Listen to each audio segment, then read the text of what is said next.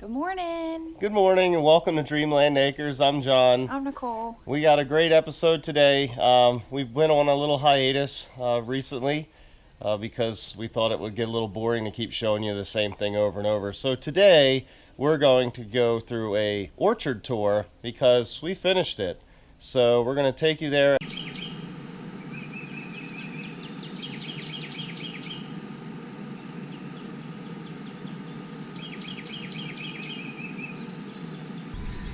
So I lied a little bit, just a little bit, because we just planted these grapes here yesterday, so I'm not going to show you anything else until we get these grapes planted. Just finished up putting the fence up for the grapes, so now we're going to take you on an orchard tour.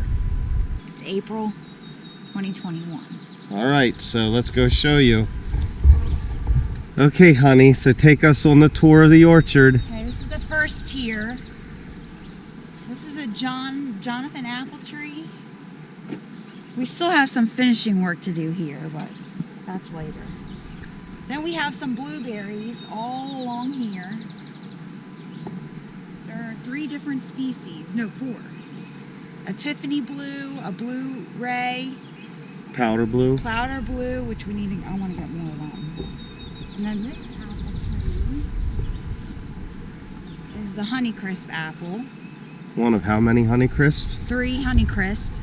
And then these are the rest of the blueberries. And then some of the free ones we got are starting to come up over here. This one looked dead, but he's not dead.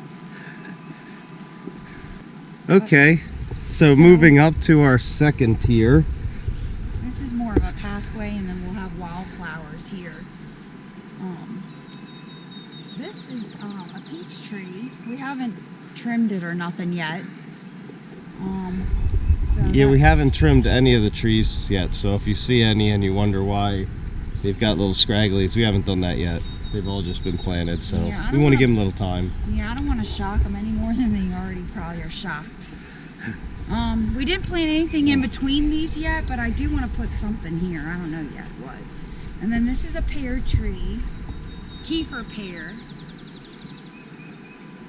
So over time, I want the grass area that you see to be turned into mulch and flowers Yep. and producing fruit. So all the area in between the trees, mulch as well. But just to let you know how much mulch we've got on here, there's about 7 yards, no, probably 8 yards of mulch on each tier, each terrace. Here's another Honeycrisp apple. And then here are the red raspberries that we got from Field of Daffodils.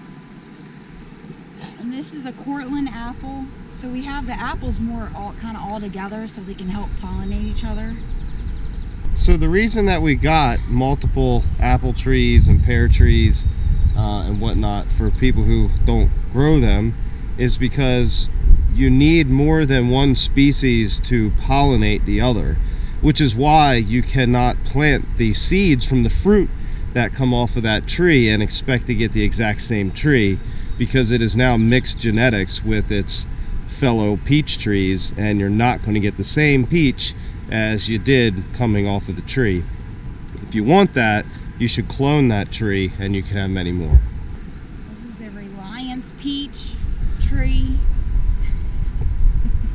And we just picked all the buds off of this morning. No, here's the one. Well, there's a lot of little peach buds on here that we. Come look. These little.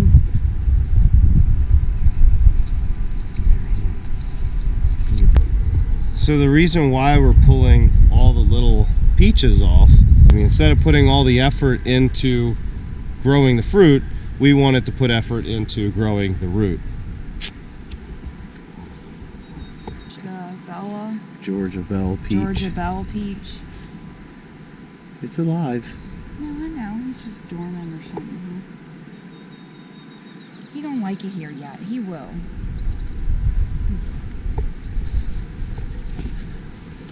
Next, what do we have here? This is the Santa Rosa plum. And she's kind of lean in here, but Now, one thing I will say with the plums are these are self-fertilizing plum trees that we've gotten. So you don't technically have to have an alternate species of plum, but it still helps. Well, I like even numbers, so I had to get another plum, which is over here. This is the Santa Rosa plum too. So we got 2 of those, just because I like to have 2. Oh, and just to let everybody know, we sprayed twice now with our concoction of the botanicals that we showed you in the previous video.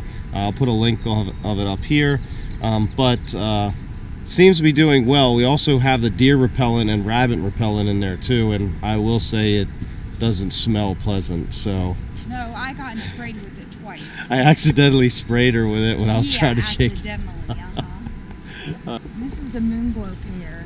He doesn't look very good. Oh yeah, he looks okay. He's okay. I think he's a little too watered. Yeah, we got water happy.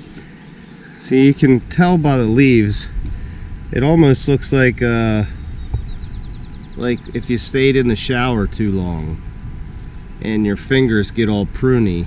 Well, the plant leaves do that too, so it'll tell you when it's had too much water, and I think we watered a little too much, so we're not watering any for a little while. And we just had some rain last night, which was great. So on to the grapes. On to the grapes. So let's show you those. Now, we only picked out 3 of the grapes that are here, which are down the other end. All the rest of these were given to us, so they're a mystery grape. So we'll see what they're going to be. Hopefully, we'll be able to eat them or make wine.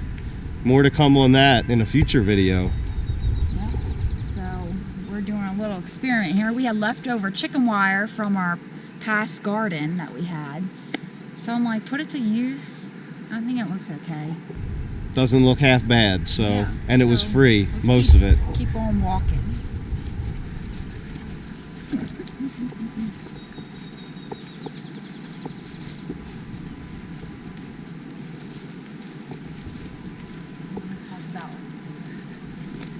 Let's get a good view.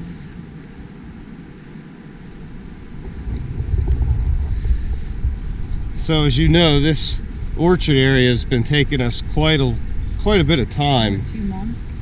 No, we haven't been here 2 months. Oh, it's probably taken us at least 2 to 3 weeks to get it. Well, I would say 2 weeks to get it done. In between rainstorms and things like that, but I think it's come along really nicely. We want to put some more blueberries over here, down on the end. But you know, we'll see how it comes in. So while we're out here, we figured that we've really never sat down with everyone and explained or talked with everyone of our journey so far. So what I think we're going to do right now is we're going to have a little sit down with everyone and explain. Here we are, the food forest. So I guess we wanted to talk about our journey so far and our expectations of what we thought of how it was going to be homesteading. And what did you think, honey? I knew it would be hard work, but... Is it harder than what you thought? Yes, doing it every day, yes, I did. It is kind of hard every day, because we would normally do most of the work on the weekends. Like, we would pump all day, all weekend. Yeah, we would do most of our work on the weekend. On the week, we would go to our work day job, come home. We would do like little stuff in the garden and tend to the chickens, but that was kind of easy. Yeah. I mean, I would say it was easy. I probably lost 15 pounds just in the first couple weeks here because we're always doing something. We're never, like a Saturday or Sunday used to be, hey, Sunday is our break day or something. Yeah. You know, or whatever, but now we're constantly working every single day hard. You kind of don't get a break, in which comes back to you have to make time for yourself, right? Yeah, I would say. I know I was just talking yesterday to my father about, I don't have a problem going to sleep now. I go to sleep. Like, I lay down and I will fall asleep within a half hour or so. She's out before me now. Normally, it would take me 2 hours to fall asleep. Yeah, but you need to take time for yourself. You need to set aside a day or something where you just say, hey, you know what? Let's go out to eat today, or let's take time for ourselves, that we're not sitting here working, because the days kind of just crumble together into one big day, and days go by, weeks go by, and you don't even realize it. Yeah. You have no idea of the time that passes when you're constantly at it. And I couldn't imagine doing what we did here and having to work every day. Like, because I know homesteaders that have 9 to 5 jobs, and starting a homestead from scratch is very difficult, because that's what we're trying to do. There's nothing here, and we're trying to make something here out of nothing. So it does take a little more time, but I couldn't imagine going to work every day and then trying to come home and get this amount of work done in a good amount of time to where you can actually use it. Now, I guess the good thing for us is our house isn't ready, right? So Yeah, we don't have nothing else to do right now. so usually people get into their homestead and they're putting gardens in and things like that, and then they always say, what do they wish they would have done? Plant trees, plant your perennials, because Yep. they take the longest to produce. 3 to 5 years for a tree. Now, these berries, we're going to get some berries out of probably this year, but we're not really going to start harvesting for a couple years.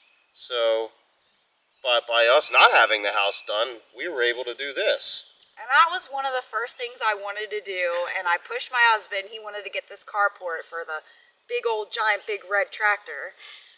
But I said, while we're working in this area, let's do the food forest that I wanted to do. I know everybody says do that first. If they could go back, they would do it first. So I was like, I'm doing it. I don't care how hard it is. I want it done.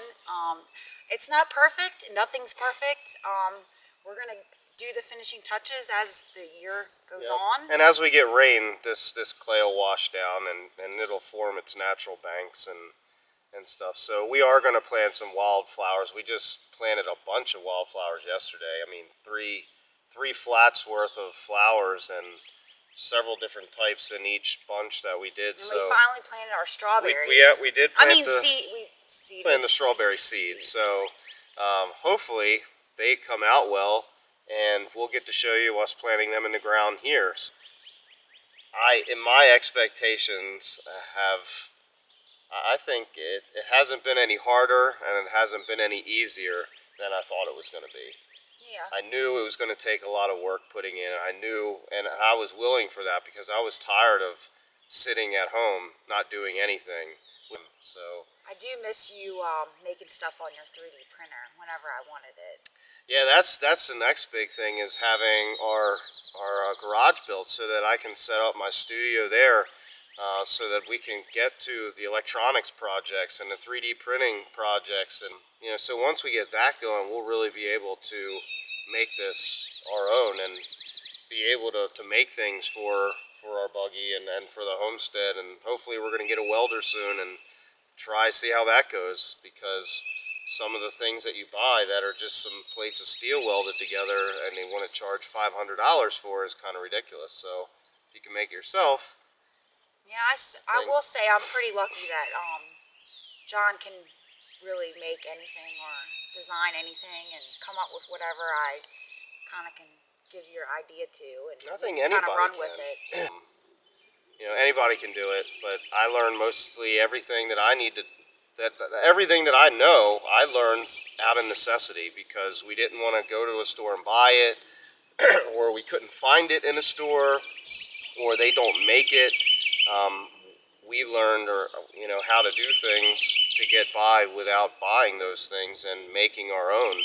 And most of our furniture that we have in our house now is what we made. We made it together. And some of the first pieces of furniture were made in the basement with some simple Ryobi hand tools. So. And that's probably my favorite thing. That's our dresser. Hopefully one day we can show you that on here. So, well, some of you know that dresser, and it's a bomb. It has walnut in it. It's heavy. But that's one of the reasons why we did it, because you can't buy things like that in a store and it actually lasts. So you can't buy much in a store anymore that you can pass on. We're going to have more build videos coming up, and which I can't wait to get into build videos, and we start doing more furniture and and making things around the homestead and building a chicken coop. So that's going to be interesting. Yeah, so we haven't even showed too much of where we're actually going to be putting our house, but I see a lot of plans up there that I'm really looking forward to, the greenhouses or high tunnels, either or. We don't know yet. It's hard to show you right now because of all the overgrowth, so it's not that we don't want to show you, but right now it's now gotten so tall, you're not going to see anything, just like we can't really see much. Yeah. And when it really rains here, where our road comes down here, it will flood. He said it's been 6 feet over top of the driveway before, and you can't get out unless you got a boat or a kayak or swim. I think we went off topic again. So anyway, looks like we're getting a UPS delivery coming up the hill right now. I don't know if you can see it. You probably hear it though. So what else did you want to talk about, honey? If anybody has any questions, oh yeah, or any comments, you know, if anybody has anything they would want to ask, you can drop them in the comments below. We'll respond to it and let you know. You know, a lot of people want to know, you know, how did you do it? What made you really want to do it? You know, and if these are questions that people would really like to know or that we haven't answered already, then we can go more in depth into that. You know, anything. We're pretty much open to about anything. I do want to build a mobile chicken coop, and we're going to have the chickens. That's going to be the first animals we get again. Yep. Yeah. So anyway, I'll thank everybody for joining us. Thanks everybody for coming along on our journey. Again, if you like that video, smash that thumbs up, click subscribe, tick the little bell to get notified on all future videos. I'm John. I'm Nicole, and we'll see you next time. See ya.